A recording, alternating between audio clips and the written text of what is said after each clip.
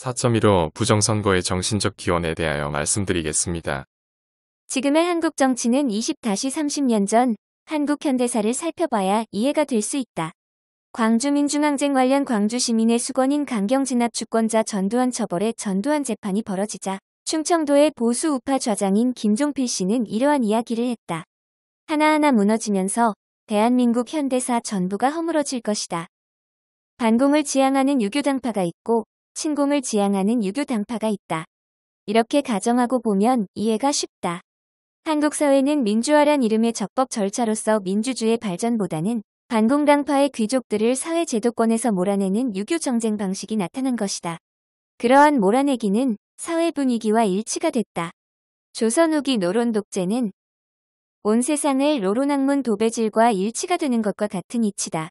나는 거듭 시스템 공학자이자 장교 출신 노인인 북한군 설을 주장하지 않고 좌익이 인정하는 광주민중항쟁 교과서인 황석영 논리나 광주광역시가 편집한 5.18 광주민주화운동 자료 총서에서 논리를 찾는다. 광주민중항쟁은 보편 민주주의라고 해석될지언정 당시의 역사적 사실은 뚜렷하게 시족 연고주의 뿌리를 가지고 있다. 특정 시족 지향성임을 감추려는 사람의 의지가 특정 시족 연고 지향성의 역사적 과거를 감추는 것은 아니다. 대중사회는 인내력이 없다. 세 줄로 요약해, 한 잘로 요약해, 그렇게 이야기한다. 나도 유튜브에서 꼰대짓 싫다. 나도 조회수 많은 거 좋아한다. 그러나 아무리 짧게 설명해도 길어진다. 그래도 간단하게 가자. 조선 후기는 유교 사회인데 귀족이 권력 주권을 가졌다. 왕은 호구였다. 공자의 논어는 귀족이 주권을 가진 시대를 피비린내나게 묘사한다. 관을 차지하면 모든 것을 가졌다. 농업사회에서 귀족은 관을 차지하는 것이 유일한 희망이 됐다. 반공은 사회주의 혁명파 양반들의 관직 장악기를 막았다. 이제 4.15 부정선거는 반공당파의 관직에 공정하고 정상적으로 오르는 길을 막는 것이다. 이는 전라도 양반 당파의 매국노 신화인 이완용의 매국 포맷과 고려 연방제 공식이 묘하게 겹쳐진다. 그렇다면 왜 반공당파를 제도권에 몰아낼까? 눈썰미 좋은 사람들은 한국의 국가유공자 선정기관이 사회주의 혁명파 조상숭배로 일관하는 것을 알 수 있다. 한국 사회에서 주목되는 인사는 모조리 사회주의 혁명파이고 매장되는 이들은 사회주의 혁명파의 대척점에 서 있던 이들이다. 동구권 기독교는 이런 상황이 자기들 권력 확장이냐 바라보며 공평한 정의를 포기하고 있다.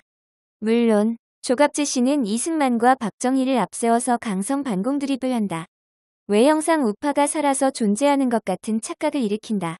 조갑재 씨는 이승만 박정희 이인을 넘어서서 사회주의 혁명파와 적대 노선에 있는 귀족들을 제대로 띄운 적 없다. 이승만조차도 이승만의 적대 세력파인 신중좌익의 조상인 신채호식으로 조갑재 씨가 해석하고 이승만 기념사업회가 이승만이 혐오했던 천도교의 신화인 만민공동회 중심의 해석이 작용한다. 국민증당 김종인은 우파 유권자를 외면하고 전라도 상전을 위해 간다. 이는 조선시대의 로론 유교 해석을 사회에 꽂아넣고 모든 것을 전라도 귀족들의 세금 수탈 행위로 가는 것과 얽혀진다. 정세현, 문정인 등 민주평통이라 불리는 통일부의 윗머리들은 무정부 사회주의로서 친중 좌파와 일본 공산당이 공유하는 정서를 극대화하고 김정은과 교류하는 더불어 문주당 연합 권력 중심으로 하고 나머지 영역을 함거할 수 없게 할 목적이다. 리버의 도덕적 인간과 비도덕적 사회를 보면 대중들은 결코 혁명가가 없이는 끌어오르지 않는다는 이야기가 나온다. 제도권에서 철저하게 일제시대 사회주의 혁명파 후손에 아무도 저항할 수 없게 하려는 의지인 것이다. 반공시대는 서방 기독교의 시대였다. 탈냉전이라고 서구권의 동방정교의 세력이 패권을 쥐었는데 트럼프 하는 거 보니 다시 빼앗길 것 같다고 본 것이다. 그래서 지난 1년 내내 무조건 면 먹어라 하는 권력 찬탈극이 나타났다. 소설가 박경리 선생의 시장과 전장에 대단히 높이 평가된 미하일 바쿠니는 영화 박열의 정서와 비슷하다.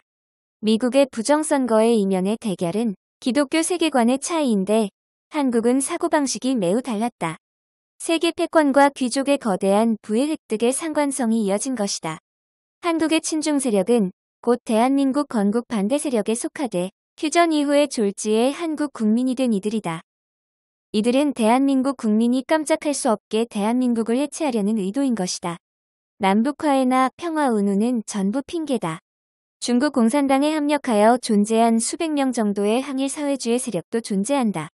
이들은 오래전부터 꾸준히 자유민주주의 사회는 귀족 주권을 대접할 수 없는 사회라고 불평해왔다고 본다. 시진핑 중국 공산당의 주권으로 수렴하는 인민민주주의는 좌파의 연구는 한국과 중국 모두에 있다는 신종교와 연결된다. 중공의 태평천국 운동 같은 게 동학이다. 홍수전이 예수가 나의 브라더다라고 할 때 많은 선교사는 분노했다고 역사책에 나온다. 국제예수사기단인 세계교회협의회는 조상신이 하나님이라는 궤변에 정상적 시민권을 인정했다. 군사정권 권위주의 체제는 건국 반대 세력이 권력을 쥐면 모든 것을 전복할 거라는 불안감과 불신이 만들었다. 그 불안감과 불신은 틀리지 않았다. 틀리지 않았는데 권위주의로 가는 길은 국민이 이제는 못 견딜 만큼 멀어졌다. 문제양의 평화 경쟁이 평화가 지속되니 운우는 전라도 중심의 사회주의 혁명파 권력의 강화다.